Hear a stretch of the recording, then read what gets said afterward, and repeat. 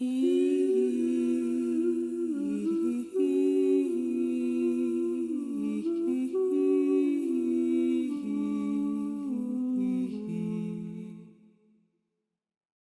and welcome to Our Waking Dream. It is January 11th, 2026. We've made it through the new year. I am Coco Swanson. I am a lifelong seeker, spiritual seeker. I'm a strategist and a mentor for leaders, and I am currently in the process of making my work way more accessible, hence this show, and hence different things in the works that allow my rate to drop down to either membership platform rates or cohort rates to allow my body of wisdom and knowledge that I've been focused on building my whole life, to allow that to overflow to you or anybody in need. So thank you for tuning in this week.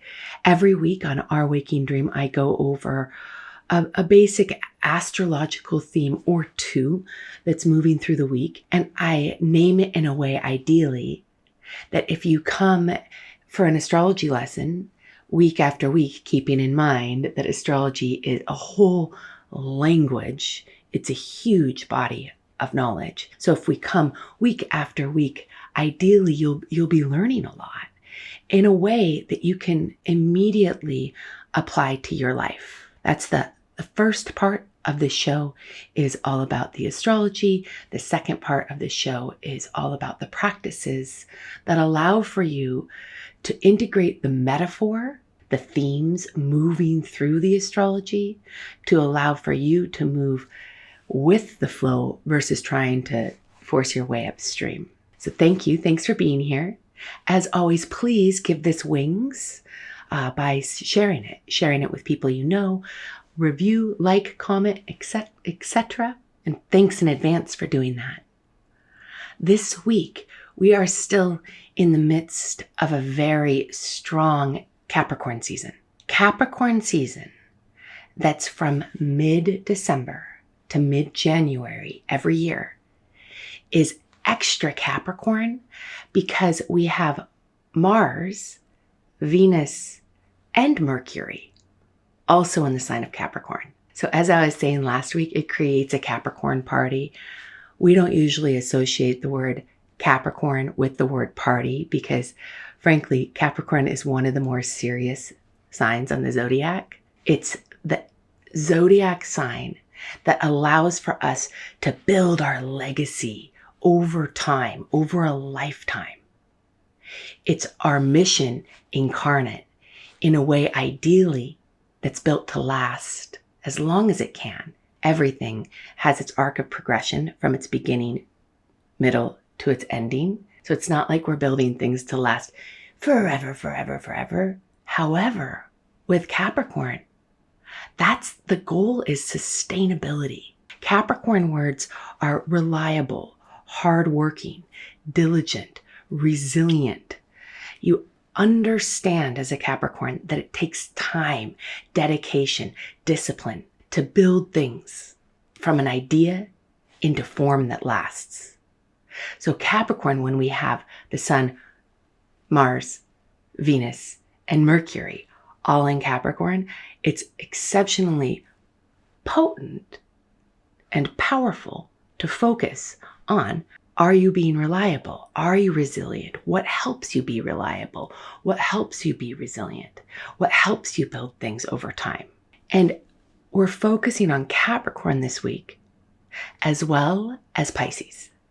And I'll explain why. We're in this month period or so with all the different planets moving at different paces and the sun moving at a different pace than the planets. So things are in Capricorn for a good month. We'll give it that right now.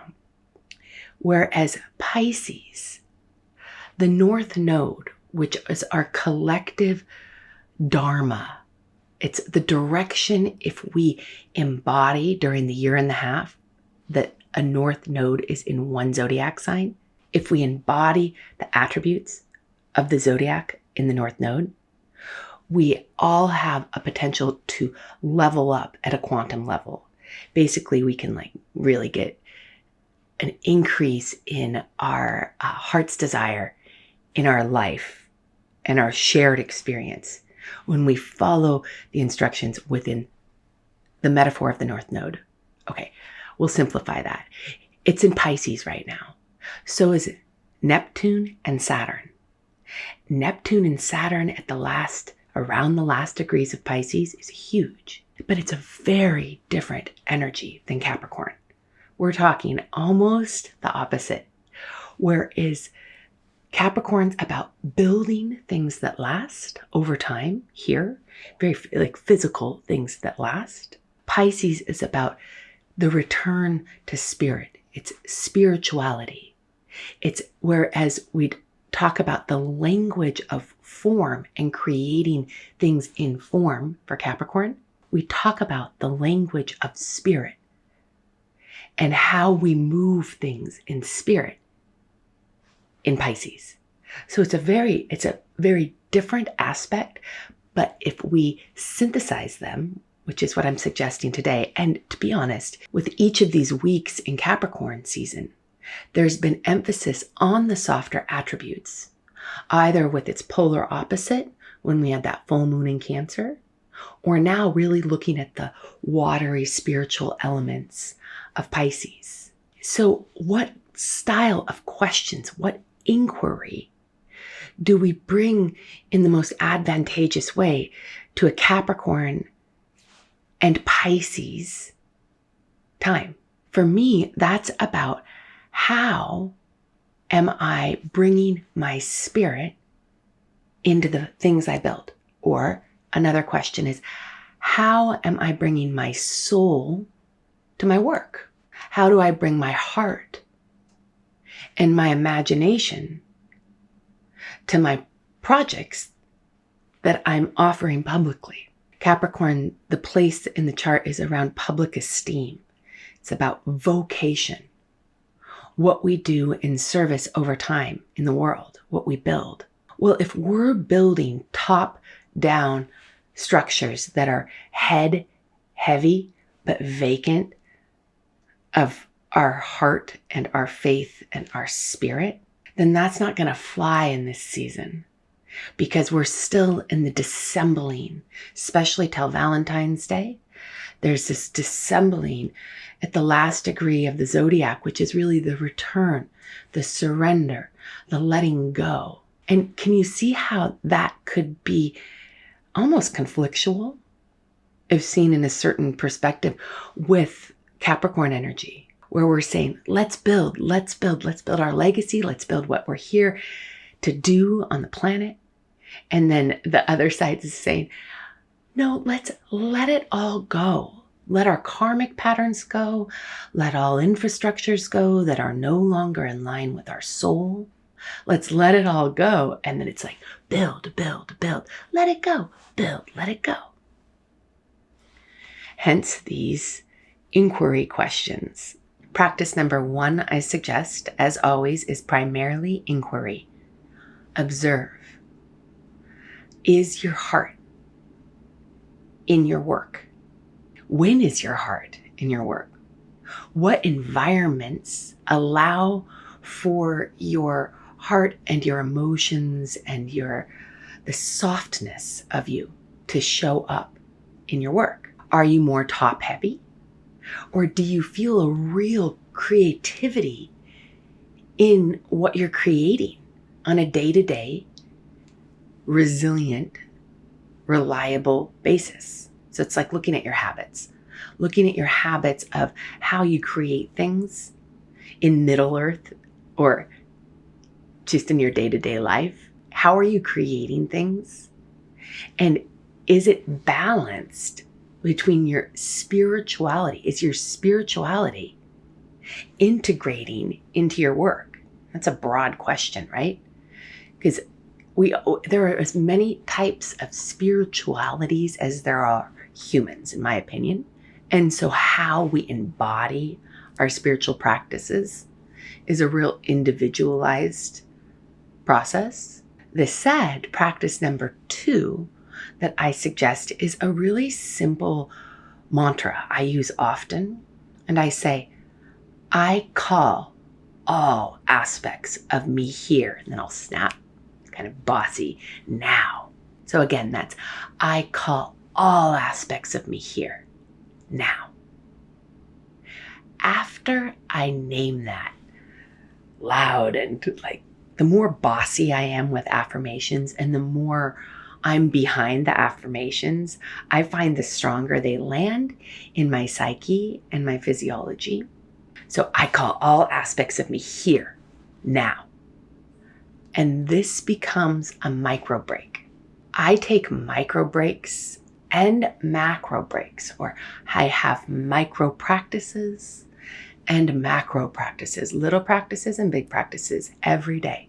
Little practices are phenomenal for taking us a breath to 30 breaths, a minute to 5 minutes, we'll say, or even like really 2 breaths. So it could be 30 seconds, 20 seconds. The longer we stew in an intention, the more powerful it becomes. I call all aspects of me here now, and I pause. I might close my eyes, bring my hands to my heart and my belly, and feel, knowing that the language of spirit, of all aspects of me, the language is breath, imagination, sound, movement. It's very different than the language of form, where I do something in form and it creates change in form. I take a micro break. I call all aspects of me here now. Might close my eyes, breathe, and notice, sense, imagine what it feels like. What does it look like, sense like, feel like when you call all aspects of yourself here now? What if you really are made out of light? We all are. And what I focus on grows. So if I breathe and imagine and sense and feel my light moving through me, moving through my project, it does. What if that informs my brain? That spaciousness of breath, of calling my spirit here and being in my spirit in form. That changes the outcome of what I'm creating. It's a fantastic tool for me during the Pisces heavy and Capricorn heavy season. The third practice I suggest is a macro practice. And I suggest in a bath or in a shower, because you know how that takes more than 3 breaths, that you dedicate the bath or the shower time to having all aspects of yourself here now. So that's as simple as intention. I call all aspects of me here now. Deepen the breath. Make sure that the shower or the tub, it feels good. Even it's as simple as maybe having the lights a little lower or putting some music on. Something that signifies that you're entering into a sacred space. Sacred for me happens through one breath of intention. I set this space up to be a sacred container of transformation. This what up? In this moment, it's this shower or this bath. It's any moment I imbue with intention and with presence. And then at that point, my whole intention is to bathe that which I'm building, starting from the inside out. You are a legacy. You are building you over time. So you bathe you and anything that you are working on right now, any projects, your job, your family, whatever you are building that's really important to you. That's what you want to bathe in the bath. That's what you want to bring into the shower. And imagine, sense, and feel that the water itself is a changing agent. That when we engage with any natural element, that we're engaging with magic, we're engaging with spirit and form. And through intention, it can change us. So you get into the shower, you get into the bath, and bring in that which feels kind of heavy, that's weighted. Capricorn builds things that last over time. That can end up feeling a little bit heavy, a little bit It's like, if you're not in the mood to create something over time with resiliency, Capricorn can be like, oh my gosh, I'm overwhelmed. So let yourself become underwhelmed by bathing in the water and the light of creation or divinity or universal light. And we do so through intention. It's as simple as that. So this week, heavy emphasis.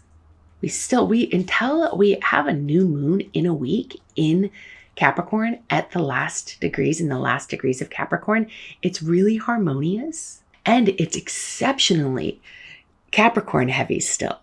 So we're still in this season. I would think of this week as preparatory for the new moon in a week, that you're allowing your Capricorn endeavors to bathe in your own divinity, to bathe in love, to bathe in water, that you call all aspects of yourself here now and start to notice throughout your day if you're spiritually nourished while you're working.